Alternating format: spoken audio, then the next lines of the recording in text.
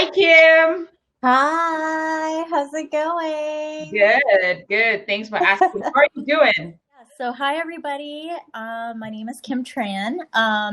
When I graduated, it was obviously the financial recession. A lot of the big banks went, bankrupt, and they needed Um, government assistance and yeah. bailouts and all of that, right? And so, needless to say, it was a very crappy time to be a newly graduate. So, I started off my career in law because I had decent writing skills. What else was I going to do? And Mhm. that summer, I interned at a family law firm, found that I actually cared so much about the clients that I was getting very exhausted. And I just kept, hustling. I was a Vietnamese interpreter for the county's public school system. Mm, But I was so focused on what I thought was my path, and that was becoming a lawyer. And my very first job offer, after all these interviews, right, was for a trademark specialist role at a mid-size intellectual property and copyright law firm. And they offered me $35,000 a year. Mind you, that was $35,000 was less than my student loans at the time. Okay. I owed much more in student loans than I was getting paid. And I I was very grateful to get that offer, right? Especially in the recession, and especially because I was a brand new graduate with very limited legal experience. So I responded to the recruiter and I said, "Hi, thank you so much for my offer. However, $35,000 is a little lower than I expected. Can we go higher at 40,000?" And their response to me was so baffling. Their response was no, a hard no. But not only that, they pushed up my decision making period to less than 24 hours. mm, And once they did that, I was, one, that was not okay because that is bullying. And two, I wasn't even an employee yet, and they treated me that way. And mm, so I actually turned down my offer. But again, it was just like, it wasn't the fact that I was too good for $35,000. It was the fact that this potential employer did not even value me enough to work with me, to see where we can land, to have that conversation with me. mm. And not only that, but actually strong arming me into a decision. Um, and so I share that story because a lot of times, and especially culturally, I come from an immigrant family. I come from a refugee family, right? And I'm the only daughter in my family. I have three younger brothers. And as a woman of color, I've been conditioned with certain beliefs Mm. about life, right? One, be grateful for what you're given. Exactly. Two, don't question anything. Don't ask. Don't, cause trouble, right? Yeah. And then three is, I've always been told to do certain things and to follow certain paths. And again, it goes back to, just never questioning. Um, So when you're negotiating, you should use certain language, certain words. There's some things you shouldn't say, so it doesn't seem like you're begging. yes, Mm, begging. mm, There's so much power in walking away. Um, I think the worst thing that anybody can do for themselves is mm. thinking that they they need to take the offer simply because it's available, right? Right. That is also the power of negotiations. Is when you think about negotiations, we've been almost like primed. And so of course people would not identify themselves as a negotiator, right? But we negotiate in every aspect of our lives, not Right. just salary. As a marketer, as an employee, as a hiring manager, I negotiate budget for my marketing campaigns. I negotiate resources. I negotiate deadlines. I negotiate, talent, things like that. And Mm. um, at the core, negotiation is a collaboration, right? It's a conversation with a goal. or an outcome that you want the best for both Mhm. sides. And so once I had that realization for myself Yeah. that I did not need to be aggressive, I did not need to be someone I wasn't to negotiate Mm. effectively, that was something that was like a breakthrough for me mentally, because there's so much mental and psychological blocks in negotiations that I've realized. And Mm. that is something that I find that a lot of people miss during their negotiation conversations, where, they're trying so hard to make something happen or a deal happen that they totally miss the point that the company may or may not actually value that strength or Mm. value that specific experience, right? And so for me, it's almost like a puzzle.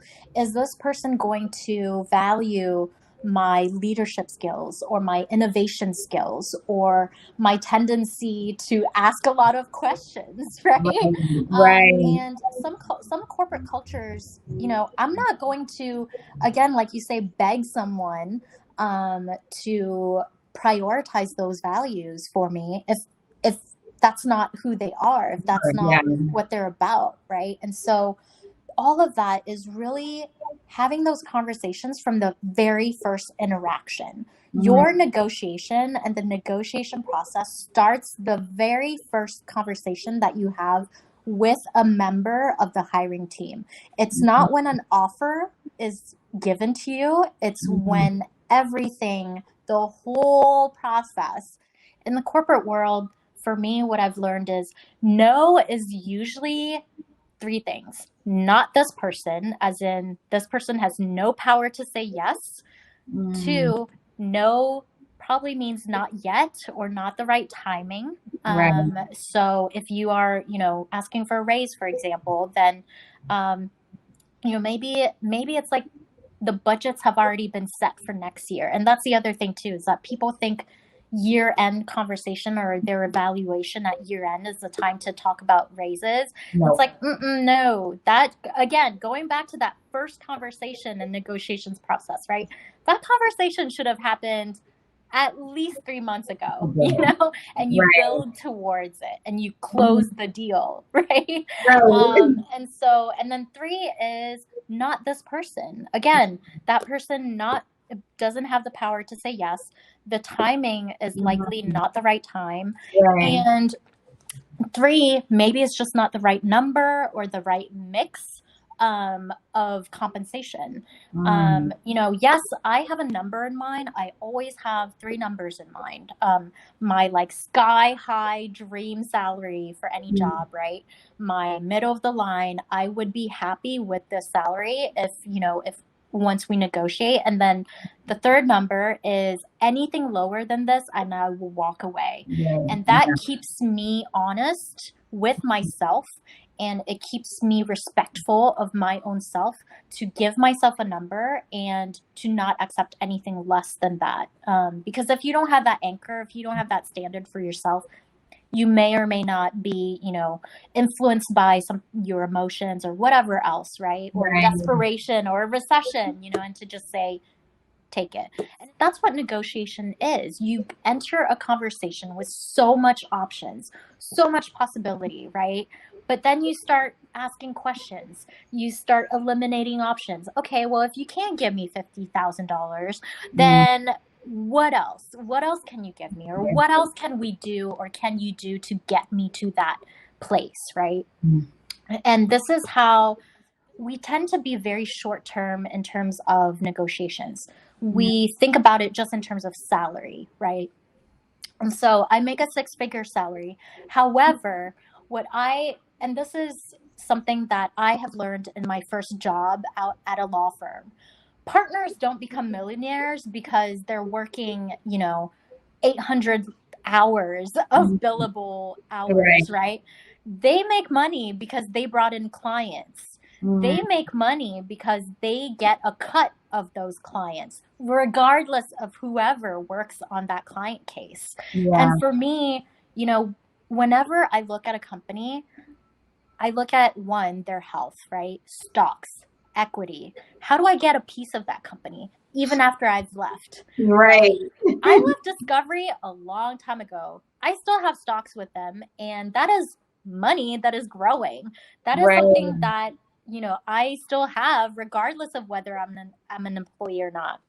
If you don't have that mindset of collaborating and having that win-win outcome to begin with, you're not going to get there. Someone else would have been like, oh, you can't make that salary? Okay, well then we'll just take it, or they'll be like, okay, well, I'll just walk away. Or whatever, but for me, those are my values. Those were my priorities. And Right. those are the things that I encourage people to think about when they negotiate as well. And people don't realize that when they don't negotiate for something now, today, they are literally missing out on money. They are leaving money, On the um, table. Right. and And another thing is unfortunately, that the truth is, especially when you're about to, start a job, right, and they give you an offer, it's an mhm, offer that can always be adjusted, right? It's not final. That's what yes, you have in mind, and also knowing that that is the only time that you can actually stand up for yourself and say, "This is what I'm worth right now." yes, Because if you hope that maybe during my next performance review I can ask for more, that won't come. yes, uh, you know the company may have policies that maybe you need to have been in the role for 2 years or 3 years yep, before you can get promoted. And even if you get a raise, maybe it's like a 5% raise of maybe like you know 2K or 5K. That's not worth mhm. what you should have done when you were getting in. Like, grab everything that you can. A lot of us just focus on the salary, which is like the base, but we forget the whole compensation package. There's a lot of other things we can ask for, And and that's that the thing. total Your into base package. salary is Yeah. the base, right? That's a starting point. And for me, people think, oh well, $1,000, $5,000 may or may not be worth it. But over the course of your lifetime, again, compounded, right? Like in some cases, for example, I now have been in roles now where my annual performance bonus or my company corporate bonuses is actually a percentage of my base salary. So if Exactly. my base salary isn't higher, then that bonus compensation is not going to be higher either. So Right. it's like a ripple effect that people Mhm. don't think about, right? Yeah. 401k. If you don't make more money, you don't have more money to save for your retirement. You can't save more if, it's great to save money, but it's also very important to increase your income so that you have more to To save, save, right. right? I think for negotiations as well is that, again, because you are already in that position, you need to gather other people to help you um, get that raise or get that promotion. And having more influence in your organization is always going to be a great thing, because Mhm. that is when you build your relationships, right? And those relationships will then be your amplifiers and your promoters, and not club promoters, okay? Promoters. Promoters, so that when it comes time to securing that bag, it's not Mhm. just you asking, it's everybody else, directors, managers, peers, whoever, people they don't even know who know you. They're like, oh yeah, that person, oh yeah, they need to be compensated. Yeah, Oh she's yeah, that person, I yeah. loved working with them. Let's get them more money. So I ask you this question: should we always negotiate when we have an offer? Should we always? So what You if that should. that offer came in at my, oh well, this is one of my numbers, right? Still Yes. negotiate. So that's the thing too, is that people will say, okay, well, I want, $125,000, whatever. And the company's like, okay, here it is. And it's like, shit, well, what do I do then? Mhm. Okay. And that's the thing, right? It's human to want more. It's human to want to get greedy, right? And for me, it's like, if that's what you wanted, then take it. Mm. However, have that conversation. Again, like, what are the benefits? I never throw out a number unless I am very confident that it's like a crazy high number, right? Yeah. And I have done that before. But that's also because I've researched that number. The worst that anybody can do is like, I'm worth 150,000 and like with no receipts, right? Nothing to back it up. Like, okay, where are you getting 150,000? You know, I mean, I would love to, you know, like it's just like, okay, let's. When people tell me that, I'm like, why should any company pay you 150? That's what you want. Fantastic. No problems. But why should any company do that right now? What do you bring to the table? And that's, you know, something you said about the conversation starts before you get the offer and start negotiating, because it's how you're communicating your value. You know, from your first conversation with the recruiter to the hiring manager for your interview, the things you say, how you position yourself, how you brand yourself, all play a role in, and it builds up, you know, to the point where, oh, you know what, we've been talking to Kim, but we're actually looking at intermediate level for her. But right now, we think we're gonna, you know, upgrade her to senior level and, you know, take her to a level 8 and give her, you know, a salary in the level 8 band instead of level 6 or something, right? How you position yourself, how you communicate your value, and it starts with everything you said, like building your brand. How you show, how do you communicate it? Do you talk about your wins in such a way that it's not exciting, doesn't look like you've done anything great? We tend to undermine our achievements and the great things that we've done, right? We don't put this on the table when we're negotiating. That's the other thing too, is that people get so trapped, again, like having that perspective of exploring what is possible is so important at the beginning, because then you're not just, you know, anchoring to a base salary, right? When you say, okay, well, I want 125,000. All right, well, here you go. And then suddenly it's the end of the conversation. Like, no, like I actually start off with people love telling you about themselves, right? Like it's just human nature, you know? It's like people are curious, right? And that is why negotiations should always start from a point of exploration and what is possible? What can you do? What else can you offer, right? The conversation has been great, you know, explore what's possible. You know, when you put a number on the table, ask them, so okay, what more can you do? You know, do you have something more you can offer, something better? Do your research, know what the industry range is, know what your numbers are, you know, as you're getting into that conversation. You know, like you said, you know, negotiation is collaboration. It's, you know, it's exploration as well. But you should be confident, you should have done your research, and, you know what works for you, and be okay to walk away. Don't sound desperate, don't beg, and, you know, start communicating your value from the start, from the get-go. Yes.